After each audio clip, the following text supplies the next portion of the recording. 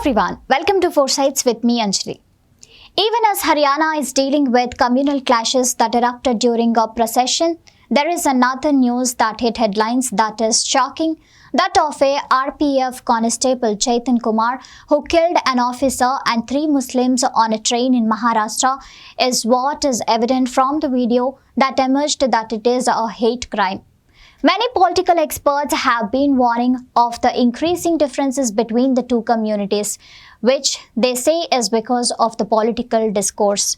With increasing instances of the hate crimes, is India headed towards a point of no return? Will people with power vested upon them be able to control the brewing hatred? Here's a special report.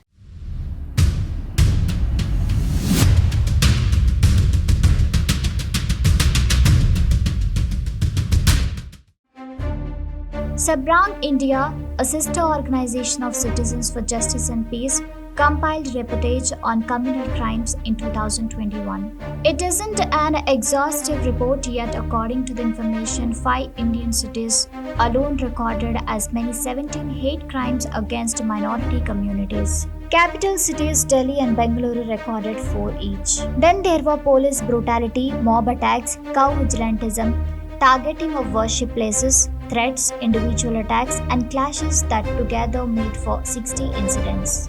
In December 2022, as per the National Crime Records data, Union Minister of State for Home revealed the official data of over 2,900 cases of communal or religious rioting that were registered in the country between 2017 and 2021. An article in The Guardian from April 2022 cites an incident where a Hanuman Jayanti celebration gave way to unauthorized parade with streets filled with people brandishing swords and pistols, shouting provocative slogans, all on record. One thing led to another and soon situation got out of control. The Guardian has reported that the surge in communal violence has sparked concern among many in India. There is increasing fear the country is being polarized along Hindi-Muslim lines, both individuals and groups. Much of this is being said is blamed on BJP led by PM Modi. Then there are irresponsible and provocative statements by politicians and religious heads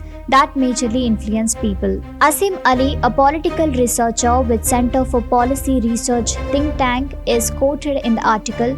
He says it is bad for the community to be in crosshairs of the dominant party of the country. He feels that the Hindi nationalist stance towards Muslims seems to have become more hostile with time. Anti-Muslim mobilization has also acquired momentum of its own, he added.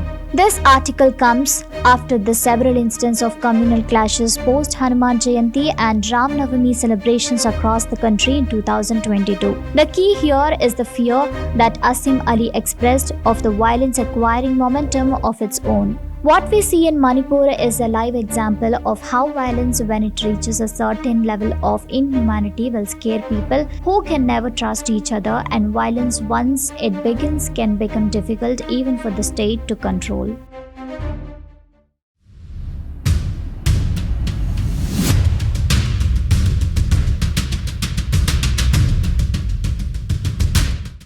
Rightly so, amongst the communal clashes between the dominant and minorities mentioned above, there are several that are recorded which show the mobs and individuals blinded by religious fervor causing harm to the opposite religion.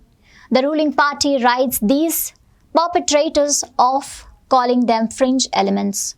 However, increasing violence and growing divide between both the communities is a cause of concern, especially at a time political interest may come in the way of maintaining peace and friendship, not to mention the provocatory social media forwards and fake news, which in many cases are enough to incite violence in an already hostile situation, as was the case in Nuh in Haryana. Thank you for watching 4 Sides with me, Anjali.